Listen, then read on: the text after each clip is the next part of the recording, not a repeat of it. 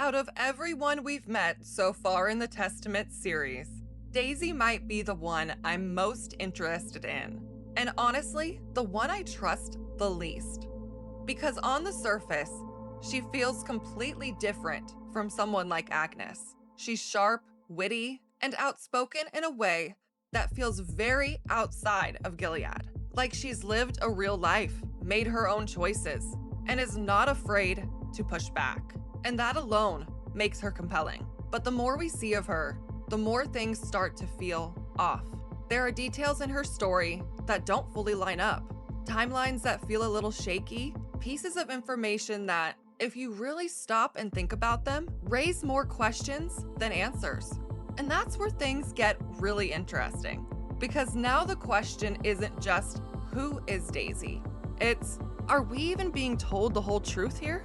So in this video, I want to break down everything we know about Daisy so far, from the first 5 episodes of the Testaments, so the first half of season 1, to everything we know about the novel, what's changed, what doesn't add up, and what that could mean for her story moving forward. Because if there's one thing that this series does really well, it's that nothing is ever revealed without a reason. And Daisy, she feels like a setup for something much bigger. Welcome to Screen Coven. We've been expecting you.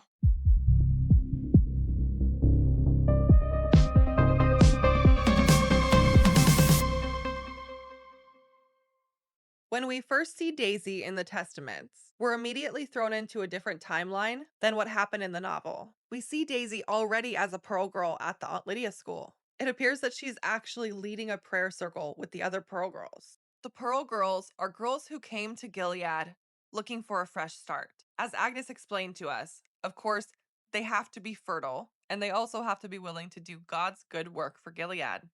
Agnes also explained to us that the Pearl Girls are often eager to prove their godliness by ratting anyone out, and that pretty much everyone knows someone who's been ratted out by a Pearl Girl. Next, we see Daisy in Aunt Lydia's office, and she has a request for Agnes that she helps Daisy get accustomed to Gilead, to the new school, show her around, help her out, and be a guide for her. And neither one of the girls look like they're very happy about this. Of course, Agnes has a lot of judgments towards Pearl Girls, and Daisy's story is one that we're a little unsure of. I'm going to talk about this in a video that I'm making that is also about everything we know about Mayday so far in the Testaments, but I'll touch upon this briefly in this episode also, because this is all about Daisy and it applies to her. There are a couple things to note about this scene. One, there's a change from the novel, or at least possibly a change from the novel. In the novel, Aunt Lydia and Daisy are working together as part of Mayday, but the vibes that we're getting here aren't very clear if that's going to be the case in the show or not. Daisy actually looks a little upset about Agnes being here in this request. This doesn't give me the vibes of something that her and Aunt Lydia discussed ahead of time and they were both on board with. As we get further into the next couple episodes, we aren't appearing to get any real confirmation that Daisy and Aunt Lydia are working together in any way. Of course, the show could just be trying to throw us. They easily could be working together. This easily could just be a plan that Aunt Lydia said she must do, and either Daisy is acting like she's not okay with it, or she really wasn't okay with it, but that's just how it goes because it's what Aunt Lydia said. But I thought it was an interesting thing to note that maybe a change from the novel into the show could be that Daisy and Aunt Lydia really are not working together, at least not yet. And if that is the case, then we have to analyze Daisy's expressions here a little bit. She seems pretty frustrated with it, very annoyed by this whole thing. It could be small annoyance because, she's Mayday and she likely has things that she needs to accomplish for Mayday. And if Agnes is sitting there watching her back, she won't be able to do it. Or could there be more to the story? We'll get to this as we get further into the episodes. But at the end of episode 3, we see Daisy at Commander Judd's house, and she's speaking with Commander Judd. And she is visibly angry. Now, of course, that level of anger is a lot more than what we're seeing in this current scene with Agnes and Aunt Lydia. However, there are still similar expressions. And everything we know about the show so far, it's telling us that Daisy is not following the same character backstory as what she has in the Testaments novel. So I'm just really wondering if there's any clues here that might indicate something in her backstory and why she's actually upset here, and if it specifically has to do with Agnes. In the next scene, Daisy meets the girls. It's lunchtime and they're in the cafeteria. Shunammite is, Shunammite. Her kindness is laced with a little bit of a catty undertone. Hulda is trying to be cheerful and welcoming. And there's something about this scene that I think is really interesting about Hulda specifically, and it involves Mayday. If you're interested in hearing where this theory goes, I have another video that's about everything we know about Mayday so far in the Testaments, and there's a few theories in there as well. And I go over this in a little bit more detail in that video, so check it out. Next, Daisy experiences Gilead's true brutality for the first time. The same man that was smiling at Agnes through the bus window earlier. He is sentenced to have his arm sawed off for doing grotesque things. And the girls are here to watch and encourage. And this is when Daisy really starts to break. She can't believe how into it the girls seem to be.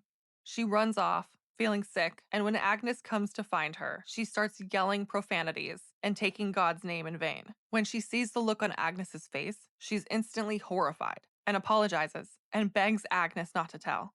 Agnes explains that it was just us and it's okay, she's not going to tell. But Daisy still seems worried. She tells Agnes, "But God sees our sins." And Agnes replies, "God is merciful." And this is another great confirmation that Agnes doesn't believe all of the rules that Gilead has tried to make her believe. Agnes explains that the aunts are not always as merciful, and she makes a pinky promise with Daisy that the secret stays between them. Back in the dorm at night, we see Daisy open up a compartment in one of the other girls' bed frames. And what we get for actually a second time is we hear a radio. It's Radio Free Boston, which we heard clips of this at the beginning of the episode. However, this time there is a bit of a difference. This voice has been credited to Stephen Colbert, but in the opening, I don't think it sounds like him. I'm pretty sure that it's Mark. It sounds a lot like him, as well as June, of course. It also sounds just like her. And then there's a couple other people that I'm not so sure who they are. And Colbert's character states, "If you're looking for tunes, you're in the right place. And tonight's messages are on channel 99.2. And he starts to say June's famous line, "Don't let the bastards grind you down," as Daisy switches the channel.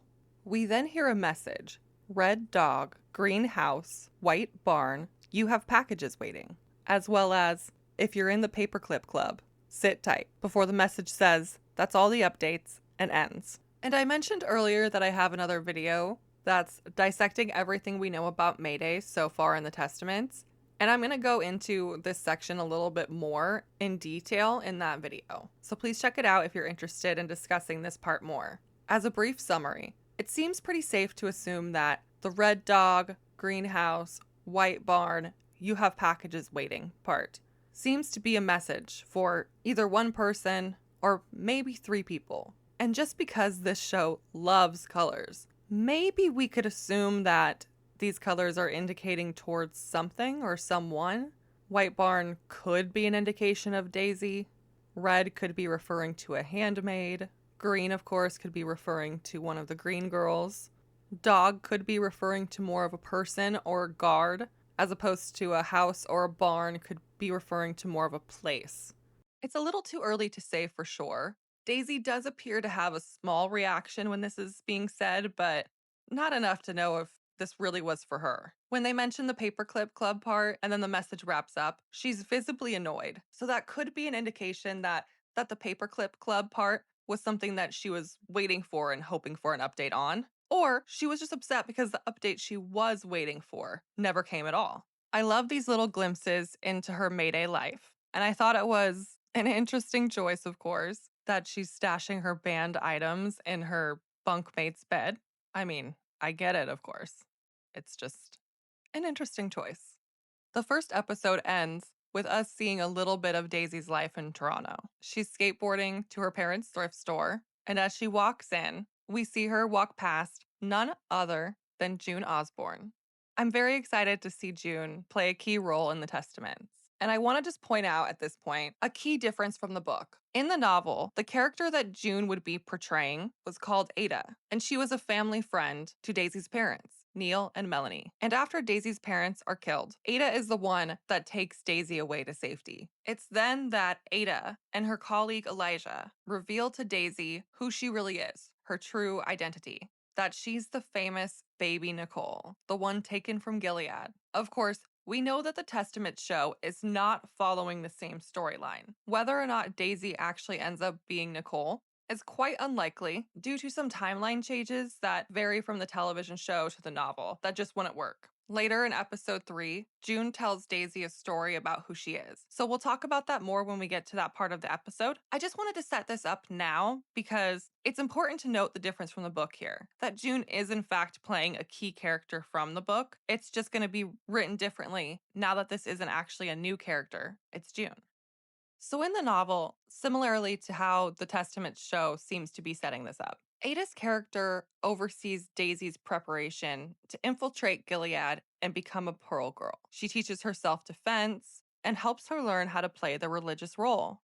As a quick note, if you haven't seen my video, The Testaments, Agnes Explained, episodes 1 through 3 recap, I review Agnes's story in more detail and compare it to some changes from the novel. But for the purpose of Daisy's video, Agnes's storyline might come up here and there as it crosses over with Daisy's, but I'm not going to go into detail about it. So some things like this next part, if you want to hear more about it, the video on Agnes is a great place to start. So episode 2 starts off with Agnes starting her period, and she's about to go do something very exciting. When Daisy sees her arrive for school, Agnes is clearly distracted. She kind of runs past Daisy and is going up the stairs, and she's telling Daisy that Daisy can't come. So even though the girls pinky promised the day before and everything seemed to kind of be okay between them after Daisy's blasphemy, apparently Agnes being standoffish was very terrifying to Daisy. And as Agnes walks away, Daisy immediately turns to Aunt Gabbana to confess what she had done. I have to argue that this felt pretty extreme. Daisy and Agnes made a pinky promise the day before, and Agnes's reaction here when she arrived at the school didn't seem so much angry with Daisy so much as she was just kind of annoyed with her presence. Like, get out of my face, I'm busy. Of course, I don't know how I would react. If I were in her situation, I might be pretty freaked out too, based on everything I had seen so far, and she really doesn't know Agnes very well. So anyways, Daisy turns herself in to Aunt Gabbana. And later in the episode, when we see Daisy again, it's for a shaming ritual. She's in the middle of a circle, her mouth is covered, and the girls are circled around her. Aunt Vidala leads the girls in shouting, dirty girl, at poor Daisy. And at one point, she even encourages Agnes to get up and get right in Daisy's face. And after a few minutes, this appears to be way too much for Daisy. After Aunt Vidala takes Daisy's mask off, she almost immediately points at Agnes and says, she heard me do it. Agnes and Daisy are both then taken away and forced to scrub out their mouths with soap. They then have somewhat of a heart-to-heart. Agnes frustratingly asks Daisy, why are you here? Daisy responds that some of us don't have a home to go back to.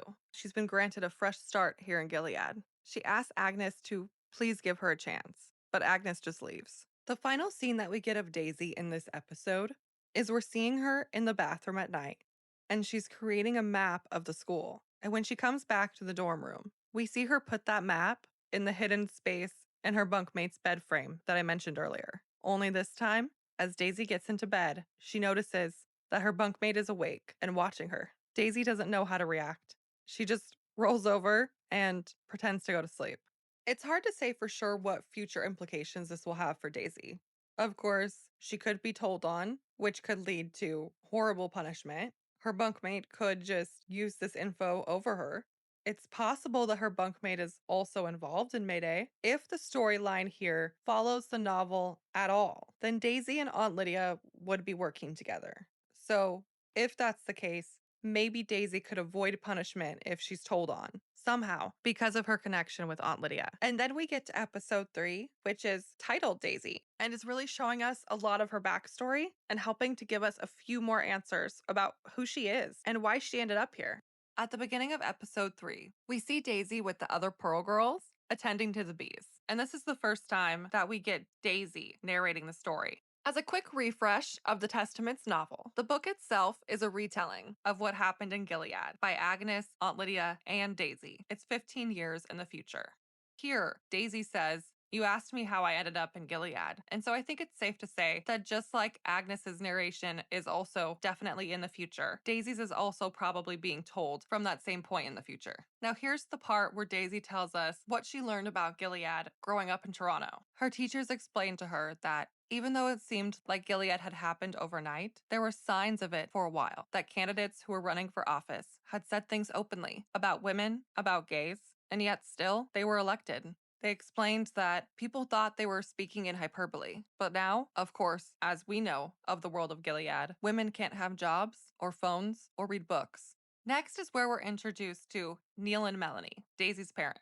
We see the Pearl girls in the thrift shop that her parents own. They're asking if Melanie will leave out some pamphlets. And when she agrees, they give her a jar of honey. Of course, an interesting foreshadowing to the fact that Daisy will be a Pearl girl and will be making that exact honey someday. And Daisy comes into the shop in that moment and sees her mom being nice to the Pearl girls. And when the Pearl girls leave, she asks, "Why are you being nice to them?" Melanie says, "Why be cruel?" And Daisy explains, because their country sucks and hates women. Daisy's father, Neil, also then comes into the store. And we're meant to just see a nice, typical family evening for them. We're supposed to gather that her parents seem like very normal people, probably wanted her to fly, probably doesn't understand technology very well, and that Daisy's life here is just that, perfectly normal. We then see Daisy at the park with her boyfriend Justin, and they're smoking weed. And this plays significance into Daisy's story in a couple of different ways. Justin will be the character that kind of helps Daisy transition from something horrible that's about to happen to her to, it's kind of silly, but the fact that Daisy is smoking weed here kind of plays a role throughout the episode. So later that evening, Daisy's on her way back home. She lives with Neil and Melanie above the thrift shop that they own. And as she approaches on her skateboard, she sees her worst nightmare. There are police everywhere. And as she gets closer to the store, she sees her parents, Neil and Melanie, shot dead on the ground inside. The next morning, we see the Pearl girls doing their morning routines, and they're outside loading the truck. And Daisy says, "It's so cold." And that same bunkmate that saw her put the map inside of her bed the night before says, "It's the glory of God. We should be more grateful, don't you think?" And Daisy is very annoyed by that. That same day, the Plums are taking a field trip to Commander Judd's house. Mrs. Judd is going to be hosting the girls, showing them what it's like to run a household. And because Agnes is going, Daisy also gets to go. Of course, the girls are not happy to see Daisy. Shunammite says, "Oh, look, Dirty Girl's here." And Daisy tries to make conversation with Becca about the weather, and Becca completely shuts her down. On the bus ride over, Daisy and Agnes are sitting together, and Daisy notices that Agnes can't stop staring at Garth, her guardian. Daisy tries to say something to Agnes, and Agnes tells her, "Stop, you're being a slut." That lusting after him so openly, it's a gateway to hell. And during this time, we hear Daisy's narration voice say that she used to look at Justin like that, every inch of him. And something that I just want to point out that I thought was really great about Daisy's story in the Testaments that even varies quite a bit from the novel itself is that we get to really see moments where Daisy has gotten to be a real teenager. She's gotten to make decisions that, some are great, some are probably not, but she has real experiences, whereas Agnes doesn't. And not only is that contrast between the two characters something that I just really love seeing, but I also think it adds so much more depth to this story. Suddenly, the bus stops. There's someone ahead. Garth gets up to look out the windows. He sees people with guns. A car cuts them off and forces the bus to crash. Gunshots ring out. We hear Garth asking for backup over the radio. The bus driver quickly reverses, trying to get away. The girls are thrown throughout the bus. Some gunshots are hitting the windows. Daisy's Mayday training quickly kicks in. She grabs Agnes and brings her down to the ground to safety. The bus then comes to a stop in front of a shop. We see Garth help to get the Plums off the bus, and the girls move into a shop for safety. As the girls look outside from the shop, you can see there were many casualties. Daisy looks stunned, and this is where we flash back to the night that her parents were killed.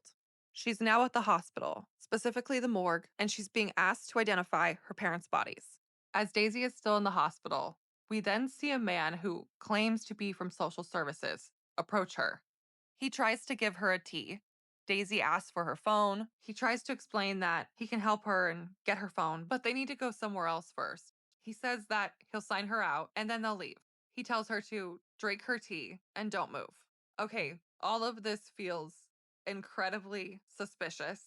This is where June shows up again. She comes in and tells Daisy to come with her. Daisy explains how the social services person was just here. He gave her a tea and he's going to come back and help her. June immediately grabs the tea with concern and throws it away. As June is trying to lead Daisy out of the hospital, Daisy explains that she wants to go back for her stuff. But June explains to her that she can't. She's in danger from the people that killed her parents, and that the only choice she has is to go with June. Of course, Daisy is incredibly confused at this point, and also important to note that she's mentioned how stoned she is at least a couple different times already. So her ability to really think clearly at this point is definitely hindered. And I do think that's important to note because this entire thing is Daisy's retelling of what happened, right? So if she was intoxicated, she might not be remembering every detail correctly. That might be something just to keep in mind as we watch the rest of this episode. June then tells Daisy that she's a friend of her parents and she had been to the store many times. This seems to gain Daisy's trust a little bit because she instantly seems a little bit more willing to follow June. We then get kind of a sweet and funny scene. Agnes tells Daisy thank you for shielding her. Daisy explains that God found a way to make her useful. We learned that Hulda has a small injury to her face, and when she comes back from getting stitched up, she explains something to the girls that she saw that baffled her. One of the guardians had his shirt off, and his chest was filled with hair. And the girls really couldn't believe this, and they marvel over it for a few minutes. And Daisy explains that during her life in Toronto, she went to the beach all the time. She's seen it with her own eyes, and that this is true. Men do have this. I thought this scene was really sweet. Next, we go back to the scene with June and Daisy. Now they appear to be safe inside of a hotel room somewhere. And June is explaining to Daisy that her parents, Neil and Melanie, were a part of Mayday. They were killed by Gilead for their participation in Mayday. And of course, Daisy can't believe it because to her, her parents, Neil and Melanie, aren't people who were technology savvy. How could they ever be secret agents? June, of course, confirms that she's Mayday too and that they all had worked together. June explains that she needs a few more hours to figure out how to get Daisy safely out of the city.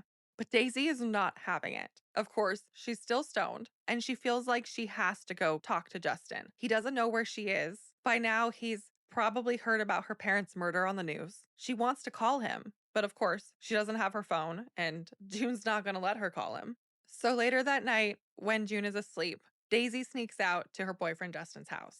And of course, he's relieved to see her. She explains what happened, how she's met June, the story she's learned about her parents, Neil and Melanie. But of course, he's in disbelief. He thinks that they should go talk with his parents and go to the police. And there's got to be some way to figure this out to help Daisy. And that's when Daisy realizes that June was right. Her life up until this point is over and she needs to go. She collects her stuff and leaves. And as she runs down the street just a little ways, June is there with her car, waiting for her. When we cut back to our present time, it's now been a week since the bus attack, and the Plum girls and Daisy are at Commander Judd's house. Since the accident stopped them from being able to have their field trip that day, they're doing it now. We hear Daisy explain that godly girls bounce back so quickly. And it's important to note that Daisy looks pretty uncomfortable during most of this tour. But of course, she's getting through it until Commander Judd comes in. The girls are all eating around the dining table, and he comes in, tells his wife hello, and starts talking with the girls. He brings up the bus attack and how brave these girls are for surviving it, and that Mayday clearly is just jealous. They're jealous of everything that Gilead has because they come from a world filled with only pollution and hate. And as he's saying this, he's walking around the table and he makes his way over to Daisy, who at this point looks like she's trying everything in her not to stab him with her fork. And he asks her, "Why did you decide to come to Gilead?" Daisy replies, "It was God's will, and there was nothing left for me." And in this moment, you see even a little bit more of a serious shift in Daisy. And Commander Judd replies, "Well, you have a new home now." And as he walks off, you can see Daisy visibly trying to compose herself. So I think it's safe to say that somewhere in Daisy's past, whether it's something from her childhood or whether it just simply has to do with why Neil and Melanie were murdered, I think it's safe to say that Commander Judd clearly had something to do with it, and Daisy clearly is aware of it. I also wonder if Daisy knows more about Commander Judd's history. Of course, I've already been comparing a lot of different stuff from the novel to the show in this video, but before I say this, I just want to give one quick spoiler warning because it's something that could implicate future storylines. Okay, so here it is. Commander Judd poisons his wives when they get, to a point that he feels like they're past their prime and he wants to move on. So when poor Penny, Commander Judd's wife, says earlier to these girls that she hasn't been feeling very well the last couple days and she's hoping that means a pregnancy, it's very likely that this is the show foreshadowing Penny's story as it is in the novel. That really, Commander Judd is slowly poisoning her. During that scene when Penny says to the girls that she hasn't been feeling well, Daisy kind of looks around. She has kind of like an extra expression in that moment. So of course, if she has knowledge about Commander Judd, I wonder if in this moment, she even herself knows exactly what that meant. We then see Daisy is the first one to leave the house. She walks to the plum bus where Garth is guarding outside. And this is where we hear Daisy tell us over narration that, of course, by now we know she is not really a pro girl. She's a part of Mayday. As Daisy approaches the bus, she whispers to Garth, "What the fuck was that? What happened? Was that us? Was that Mayday?" Obviously, she hasn't had a chance to speak with anyone since the bus crash. Garth explains that it was meant to be a retrieval mission. We don't know who for, but Daisy is pissed. Her life is in their hands, and they're being careless. She tells Garth that she wants to speak with June, and Garth replies, "Who's June?" For anybody who has not read the novel, Garth being revealed as Mayday may have been a shock. But for those of us who have read the novel, we know that Garth is someone that helps to train Daisy to prepare for being a Pearl Girl in Gilead. So they kind of infiltrate Gilead together at the same time and are helping each other. But here's the interesting thing. So I mentioned earlier in this video that June is actually playing the character of Ada from the novel. So in the novel, Ada and Garth would know each other. So here's something really interesting is that Garth doesn't appear to have any idea who June is. So it makes me a little bit more intrigued about his role, his and Daisy's past, and how all of this will be tied together. So here we are. Daisy is basically alone, to our knowledge at least. The only Mayday contact that she really has that can really help her is June, and she has no idea how to reach her. Okay, so now we're flashing back to when Daisy is with June in Toronto. Now they're at a diner, and this is where June explains Daisy's origin story to her. That since Neil and Melanie are killed, Daisy is now in danger. Not because they want to kill her too, but because they want to take her back. Because Daisy was actually born in Gilead. June explains that Daisy's parents got her out. And Daisy goes, "Neil and Melanie have never been to Gilead." And this is where it starts to make sense. June replies, "That's right, Daisy." And Daisy realizes Neil and Melanie were not really her real parents. June explains that when they got Daisy out of Gilead, Gilead was never going to stop looking for her. They had to get her to safety. So they gave her to Neil and Melanie. This, of course, devastates Daisy. But June explains that she was still theirs. That when they first got Daisy out of Gilead, she wouldn't stop screaming. She was so small, and Mayday took her to Neil and Melanie in the middle of the night, and they had no idea she was coming. They didn't have any diapers or crib or any food for her to eat. They never had a baby of their own. They didn't know what to do.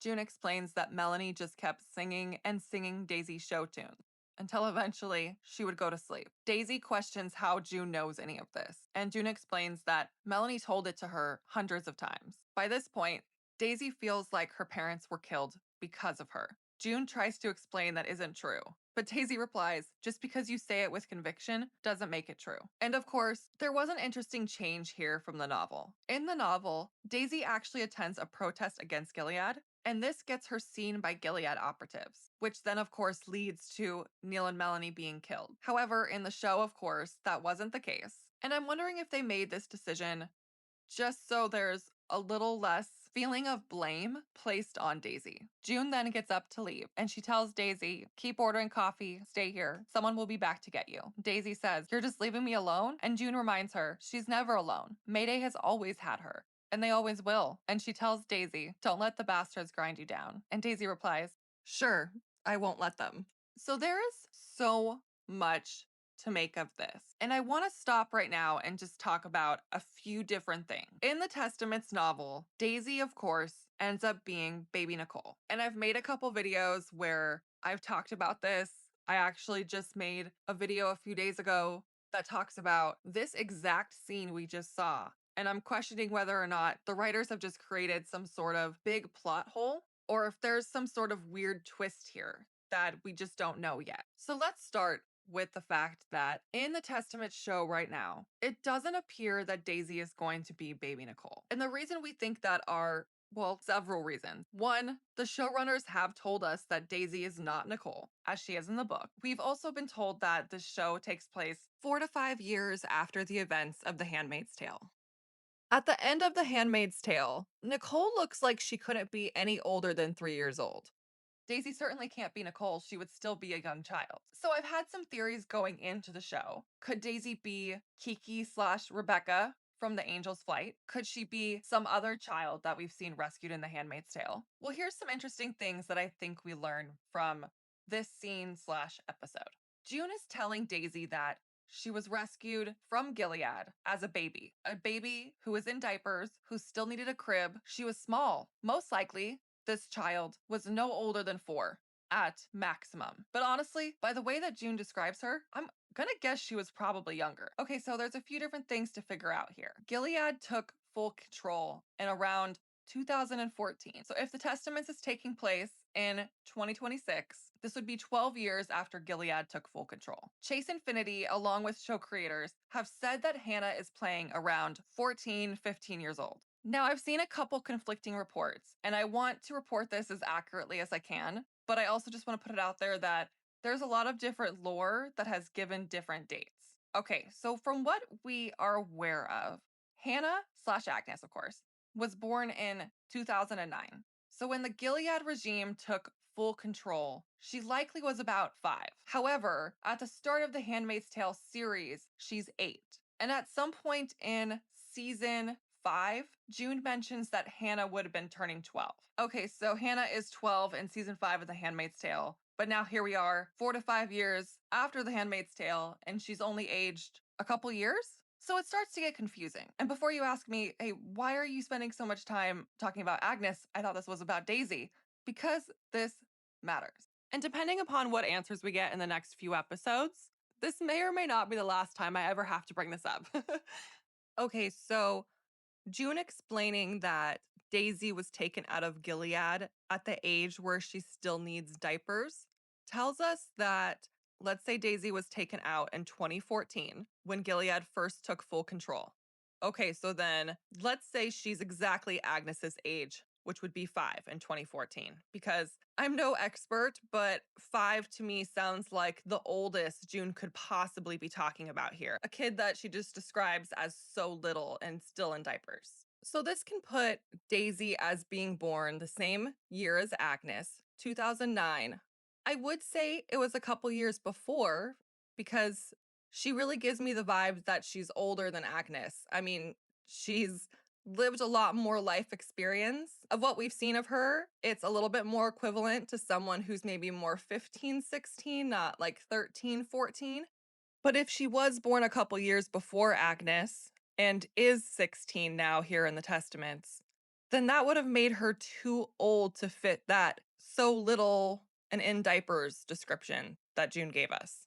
So June's story isn't really lining up. Now, of course, June loves to lie. So maybe all or part of the story was just that. It was a lie. Either way, there are some weird plot holes when it comes to the timeline and ages of these girls, but some of that we can probably learn to live with. Or perhaps the showrunners will help us get answers to some of these questions someday. But this particular point, we do need to figure out. Because depending on what the answer is, it completely changes Daisy's storyline. I've said this in other videos. As someone who really was a fan of the original novel, I would love to somehow figure out how this could be baby Nicole. But clearly, this timeline we discussed and the fact that the showrunners confirm she isn't, we know she can't be. And also, just to give you all some facts here, Nicole was born in 2017, and Charlotte, Janine's child, is born not quite a year before Nicole is born. So they're about the same age. Each of them would be no older than 9 or 10 years old, and they could not, in fact, be Daisy or any of the Plum girls or Pearl girls that we're seeing in the show. They could be one of the pink girls. However, if they were pink girls, that probably means that they got taken and brought back to Gilead, not that they are some sort of spies because they're too young for that, most likely at least. I don't think Mayday is going to go that far as to use young children. And as much as I want to see both of those characters, I don't want to see them in Gilead. I saw in an article that showrunner Bruce Miller confirmed that we do get signs of Nicole throughout the show. She is safe with June. Charlotte, of course, I don't know about. I think if Janine is going to show up in the show, they're going to keep it one of the biggest under wrapped secrets because they know everybody wants to see if she's going to make an appearance. And you guys, after everything that Janine went through, to finally get Charlotte out too, I don't want to see them back in Gilead. I want to see them living their best life in, I don't know, like Hawaii or something. So I do hope we see them in the series, but genuinely, I hope it's just a quick flash to show us that they're okay. And that's it. So who's Daisy? Well, something that we could wonder about is, does she have a connection to Commander Judd? Could Daisy's real mom have been one of Commander Judd's previous wives that he killed? I question it a little bit because, again, June's story did say that her parents got her out. However, if any part of that is a lie, then we don't really know what we can believe, right? So this could have been part of it. June also makes it sound like Daisy's parents got her out, but then it was so unsafe that they almost couldn't be with her. They had to give her up to someone else. So then it also makes me wonder, are Daisy's real parents someone who are adults that had escaped Gilead? Maybe they're still out there. It just was never safe for them to be with their own daughter. And I believe I even acknowledged this earlier. I know Daisy said at one point to Agnes that her birth mom died, but we don't know if that's true. That could have been a lie that June told her. One thing I know for sure is that June looks at Daisy like she's her kid. And I don't know why. Are they related in some other way? I know there are so many things we can still speculate about Daisy's origin story. For the sake of this video, I am going to wrap it up and continue on with the episodes. However, if you'd like to hear me talk more about this, maybe make another video about it, let me know in the comments. As we enter episode 4, Daisy is narrating again, and she explains to us that Gilead is so beautiful that sometimes she forgets where she is. Since the bus attack, the guards are everywhere. She explains that she's sure the eyes are going to rip her off the street any day now. This episode is all about the tea party. The Plum girls are to show the aunts that their training is paid off and they're ready to be wives. The aunts are invited over to the Mackenzies' house. Daisy tells us how the girls are buying all of these gifts to impress the aunts. And Daisy says, I get it. Always be extra nice to the frigid sadists who are arranging your marriage. Gilead pro tip. You're welcome. And so while the girls are at the flower shop, the florist comes over to Daisy and gets up close and says, You have to tell Garth to get me out. She explains that she thinks the eyes are closing in on her. This, of course, freaks Daisy out. To our knowledge, no other undercover Mayday operative has ever approached Daisy like this. And then on the walk back from the flower shop, the girls are forced to walk past 3 people who were hung, who of course were people that Gilead had accused of being Mayday. And while the Plum girls are not fazed by this, Daisy can't help but stop and stare. It's like she's finally coming to the realization of what being in Gilead, being a Mayday operative, doing everything she's doing, she's learning the real cost of it. Agnes explains that it's a good thing, that Mayday wants to hurt them, but that the eyes will always find them. While at the tea party at the Mackenzies' house, Daisy finds a way to speak with Garth. She explains to him about the flower shop lady and how she really just wants out of this. It's too much. But Garth explains that they've never had anybody this close to the girls before. Mayday is depending on Daisy.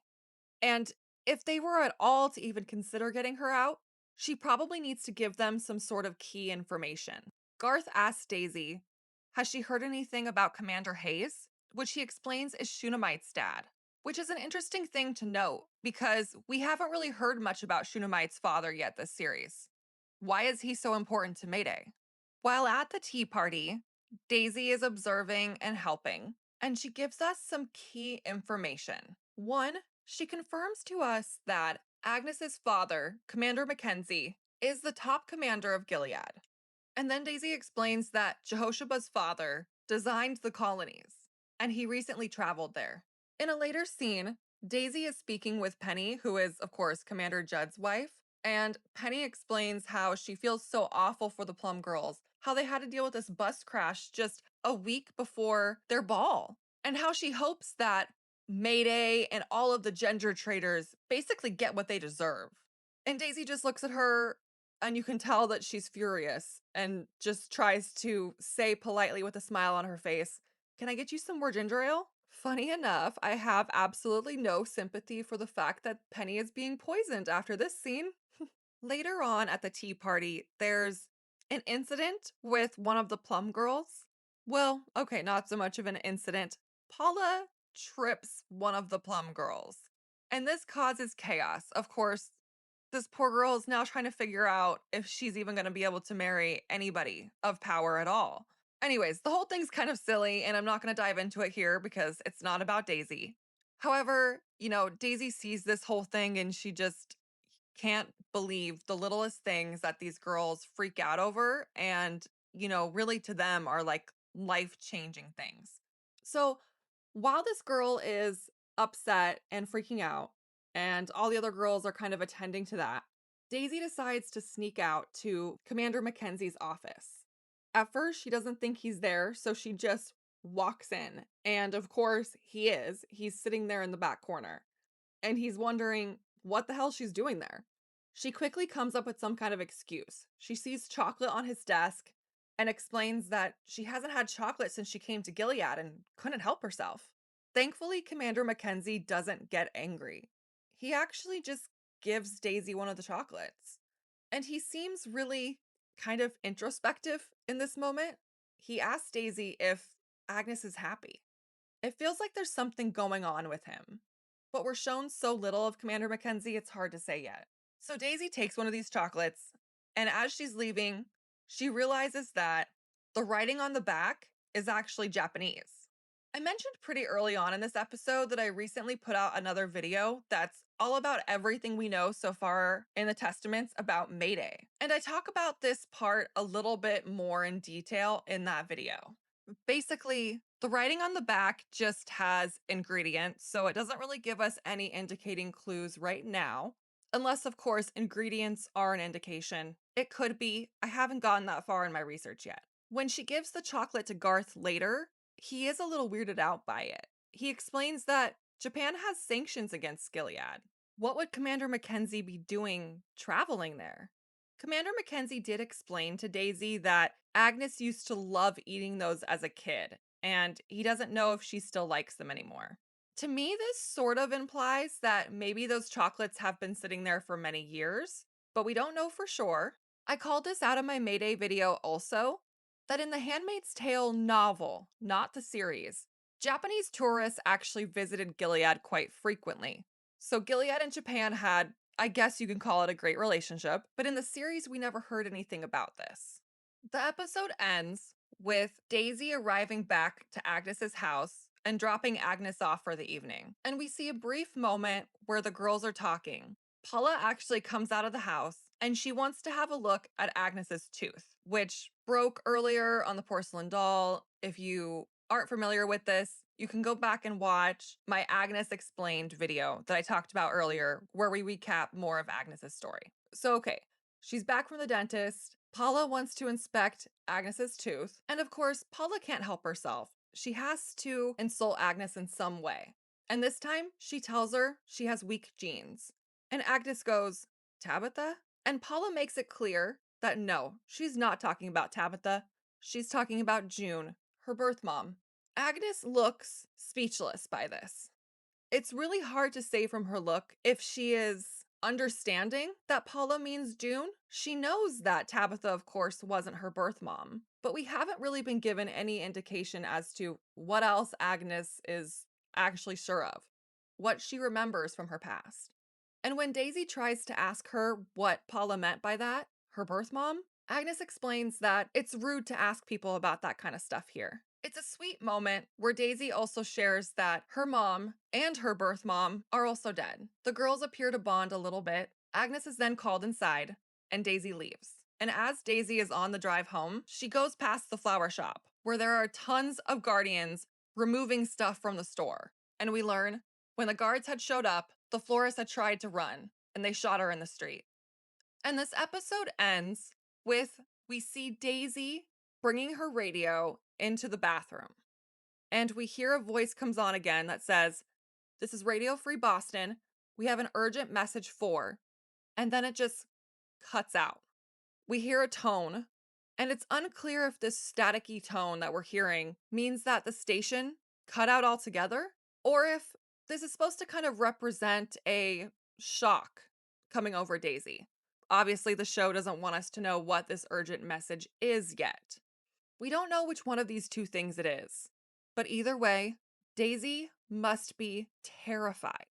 In episode 5, we don't see a ton of Daisy, but what we do see is important. Episode 5 revolves around the ball.